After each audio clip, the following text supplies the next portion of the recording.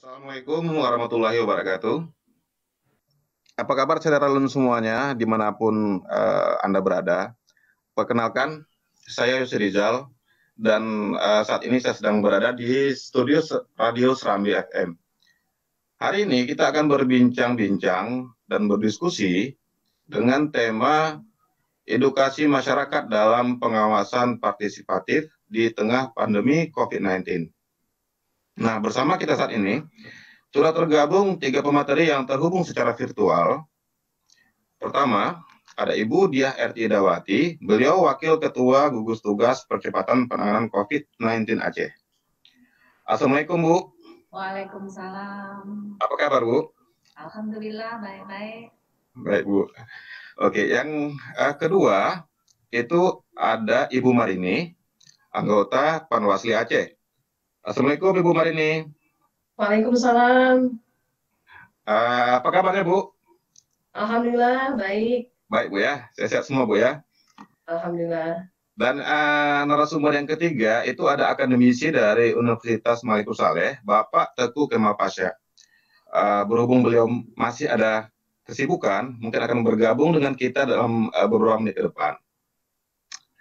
Mungkin sebelum kita masuk ke inti diskusi kita, kepada Ibu Diah, mungkin saya persilahkan terlebih dahulu untuk menyapa para saudara-alun dari berbagai penjuru dunia ini, Bu. Ini bisa diakses oleh di semua tempat ya, di semua lokasi, serta kepada para narasumber yang telah bergabung bersama kita di diskusi virtual ini. Silakan Ibu.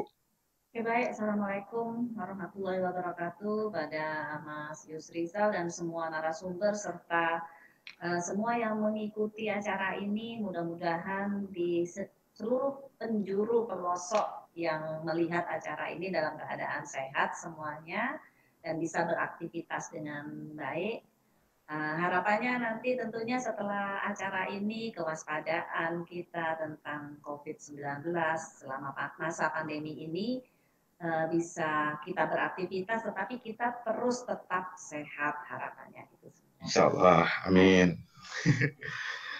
Oke, baik, kita hanya punya waktu sekitar 1 jam ya, Bu ya. Sehingga nantinya setiap narasumber itu kita akan batasi waktunya selama 15 menit. Dan sisa 15 menit lagi nanti akan kita gunakan untuk berdiskusi dan tanya jawab terhadap beberapa pertanyaan yang masuk. Seperti yang saya sampaikan di awal tadi, tema diskusi kita kali ini adalah edukasi masyarakat dalam pengawasan partisipatif di tengah pandemi COVID. Pengawasan partisipatif ini adalah upaya meningkatkan angka partisipasi masyarakat dalam mengawal dan mengawasi proses demokrasi, baik dalam pemilu maupun dalam pilkada. Jadi keterlibatan masyarakatnya sangat penting karena Panwasli tentu tidak bisa bekerja sendiri untuk mengawasi proses demokrasi ini. Nah, bagaimana sebenarnya gambaran tingkat partisipasi masyarakat di Aceh? Sudah baguskah atau belum? Ini kita bisa berkaca daripada pelaksanaan pilkada dan pemilu sebelumnya. Dan apa upaya dari Panwasli sendiri untuk meningkatkan pengawasan partisipasi masyarakat? Nah, kita akan dengar bersama pemaparan dari Ibu Marini, anggota Panwasli Aceh. Silakan Ibu. Ya, terima kasih Pak Yos. Assalamualaikum warahmatullahi wabarakatuh. Ya, yang jelas, awal dari pengantar dari Pak Yos, bisa saya sampaikan bagaimana peningkatan partisipasi masyarakat Aceh terutama ya, dari sebelumnya. Bisa dikatakan partisipasi masyarakat Aceh itu sangat tinggi, lebih kurang ada 79% dibandingkan daerah lain. Terutama pada saat pemutakhiran data pemilih ya. Jadi kita ada posko pengaduan masyarakat tentang masyarakat sudah terdata sebagai pemilih atau belum. Itu tersebar di 23 kabupaten kota dengan 623 posko. Ada 2.332 masyarakat mengadukan permasalahannya, baik adalah belum terdaftar sebagai pemilih, pindah tempat tinggal. Jadi pengaduan itu diadukan di posko-posko yang dibentuk oleh Panwasli kabupaten kota, termasuk Panwasli kecamatan seperti itu. Itu salah satunya adalah antusias masyarakat dalam melihat pemilu 2019 kemarin. Terus strategi kami lakukan pada saat pemilu yang lalu itu bagaimana peran masyarakat ini mengetahui tahapan apa yang sudah berjalan selama proses pemilu, yaitu meningkatkan sosialisasi masyarakat ya terkait tentang selain pemutakhiran data pemilih, tapi juga bagaimana mengenali calon yang akan dipilih. Bagaimana ruang yang akan dilakukan, maka masyarakat juga punya hak untuk mengawasi. Sebenarnya punya hak yaitu sebagai pengawas sifatnya pasif, bisa melaporkan, tetapi implementasi dari laporan adalah dari panwaslu sendiri. Strategi yang kami lakukan antara lain adalah lakukan sosialisasi selain tahapan mengenai tahapan pemilu. Selain itu juga adanya wadah forum warga, bagaimana mendidik masyarakat mengetahui proses pemilu dan demokrasi di Indonesia, khususnya di Aceh. Selain itu juga kalau untuk milenial sendiri, adanya tematik itu yang bekerja sama dengan perguruan tinggi, yaitu ada tematik isu tentang kuliah kerja nyata yang isinya tentang teknis pengawasan penyelenggaraan pemilu maupun pemilihan.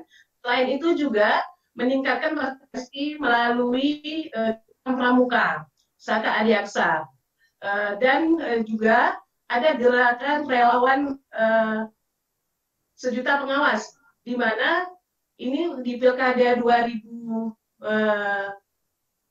yang lalu sangat masif ya, hanya saja di 2014, 2017 yang lalu ini mengalami penurunan seperti itu. Akan tetapi memang ya yang terjadi di tengah pandemi COVID ini bukan berarti kerja-kerja kami sebagai pengawas berhenti. Jadi dengan ruang terbatas seperti ini, kami mencoba alternatif lain untuk melakukan inovasi. Bagaimana meningkatkan bentuk-bentuk pengawas kesadaran masyarakat itu melalui kegiatan sekolah kader. Yang awal kita bertatap muka, kita jadikan dalam bentuk melalui media dalam jaringan. Di sini bisa saya katakan bahwa antusias masyarakat dalam hal ini orang muda itu sangat tinggi, di mana yang mendaftar itu lebih kurang untuk Aceh dibandingkan dengan daerah yang sedang pilkada itu 793 peserta dari usia 17 sampai 30 tahun. Ketika kita melakukan verifikasi, hanya 100 yang dinyatakan tidak lulus ya dalam proses persyaratannya dikarenakan umur dan terindikasi juga masih serta di dalam dunia partai politik seperti itu. Lebih kurang ada 693 yang tersebar di kabupaten kota, di mana ini bukan hal mudah bagi mereka untuk ikut sekolah kader ini, dikarenakan ada kewajiban di situ adalah menyediakan kuota atau paket internet secara mandiri. Kenyataannya itu terjadi di mana mereka tidak mundur, tapi tetap lanjut sampai proses ini, tahapan belajar ini berakhir. Alhamdulillah bisa dikatakan untuk Aceh yang tidak ada melaksanakan pilkada itu lebih kurang 89, kita bulatkan aja ya, sekitar 91% lulus memuaskan, sangat memuaskan. Jadi ada kategori kelulusan di situ, sangat memuaskan dan memuaskan. Dibandingkan daerah lain yang sedang melaksanakan pilkada, terutama juga daerah tetangga, provinsi tetangga kita, itu bisa saya katakan mereka 300 orang itu mundur secara teratur dikarenakan tidak kesiapan dari peserta tersebut. Jadi hal-hal seperti ini menurut kami, Panwaslu Provinsi Aceh, strategi-strategi selama COVID ini penting. Salah satunya SKPP melalui media dalam jaringan. Selain itu juga ada diskusi-diskusi untuk meningkatkan pengetahuan masyarakat tentang tata kelola dan demokrasi. Tetapi juga tidak melupakan upaya untuk menjaga kesehatan yang dilakukan. Kalaupun pembelajaran melalui media dalam jaringan itu bisa dilakukan di rumah, tentunya lebih menjaga jarak aman seperti itu, menjaga kesehatan. Kalaupun dengan diskusi pun kita melakukan diskusi secara virtual seperti itu. Demikian Pak Yos sementara. Oke, baik Ibu. Eh, Tadi disebutkan Bu bahwa ada 79% Bu ya tingkat partisipasi masyarakat Aceh saat pelaksanaan pemilu kemarin. Itu dalam kategori gimana dia itu Bu untuk kondisi di Aceh? Dalam kategori sedang misalnya atau tinggi tingkat partisipasinya? Kalau kami melihat itu tinggi kalau untuk di Aceh dibandingkan di beberapa daerah yang lain. Okay. Dikarenakan keingintahuan masyarakat ya terhadap pemilu kemarin sangat tinggi, terutama juga ketika dia tidak terdaftar sebagai pemilih, itu mempunyai kesadaran untuk melaporkan bahwa saya belum terdaftar. Sementara kalau kita bandingkan di provinsi lain, saya catat di provinsi tetangga sebelah, itu diadakan posko, belum tentu juga ada satu posko nol sama sekali tidak melaporkan. Sementara kalau posko pengaduan terkait data pemilih ini sendiri, bisa dikatakan di Aceh itu tidak ada yang nol. Ada paling tidak ada angka-angka yang melaporkan di situ. Dan ini juga kami tidak hanya sendiri, tetapi juga bekerja sama dengan dalam hal ini penyelenggara bahwa data-data ini yang belum terakomodir untuk memilih seperti itu. Dan juga peran di Dukcapil juga sangat penting di sini. Bagaimana hak pilih ini bukan hanya bagi masyarakat yang belum ada di hak pilihnya saja, tapi bagaimana yang di lapas sendiri pada saat itu seperti itu. Terutama kalau sekarang yang sedang berjalan, pengawasan tidak hentinya adalah daftar pemilih berkelanjutan ya. Meskipun kita tidak pilkada, setiap bulannya kabupaten kota selalu melakukan pemutakhiran data pemilih berkelanjutan. Dalam hal ini penyelenggara yaitu Komisi Independen Pemilihan. Tentunya Panwaslu di kabupaten kota juga ikut serta untuk melihat proses seperti ini. Di sini sangat penting menurut saya. Ada arus mudik dan balik menurut saya ya. Pada COVID seperti ini, kita ketahui bahwa banyak pelajar, mahasiswa yang balik. Terus banyak juga para pekerja dari luar kembali ke kampung halaman. Apakah mereka kemarin terdata atau belum, itu seperti apa prosesnya. Ini makanya penting juga untuk dilakukan pengawasan oleh kami sebagai Panwasli, maupun juga masyarakat. Dalam hal ini paling penting adalah keluarga terdekat untuk mengetahui apakah keluarganya contoh yang balik dari luar itu sudah terdata atau belum sama sekali. Demikian Pak Yos. Oke. Kira-kira Bu, ini kan kita kalau tidak bergeser di 2022 kita akan melaksanakan pilkada ya.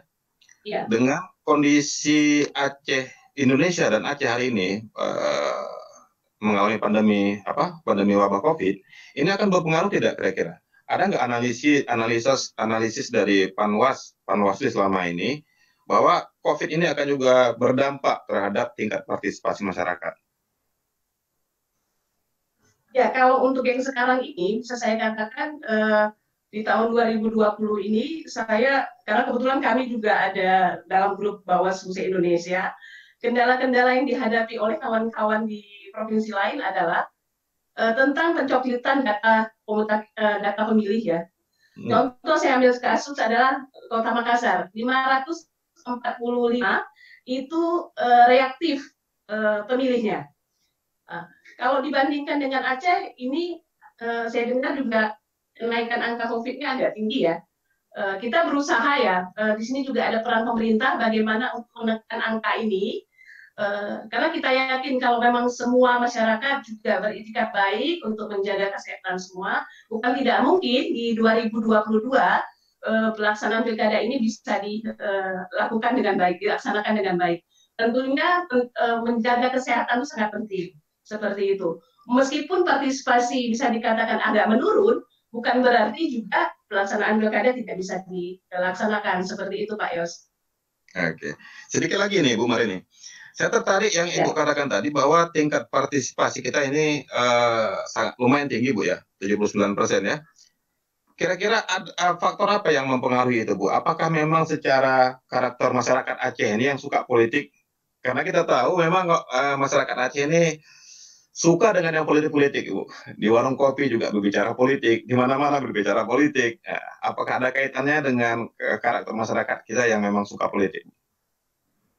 Ya, kalau kita bicara kami analisisnya itu banyak ragam ya, Yeah. terutama kalau bicara tentang indeks kerawanan pemilu itu kan terbagi dalam beberapa kategori. Ya, bisa dikatakan partisipasi masyarakat Aceh sendiri itu tidak pernah turun di angka 60 ke bawah seperti itu. Dikarenakan memang budaya orang Aceh memang senang politik ya, berpolitik dan berpolitik menurut saya. Tetapi sebenarnya juga di sini adalah untuk memahami atau mengetahui dan jiwa untuk belajar akan sesuatu hal itu tinggi di masyarakat Aceh itu. Untuk mengetahui sesuatu terkait demokrasi. Karena untuk indeks demokrasi Indonesia sendiri, Aceh itu selalu dikatakan kategori dinamis, tidak statis. Seperti itu.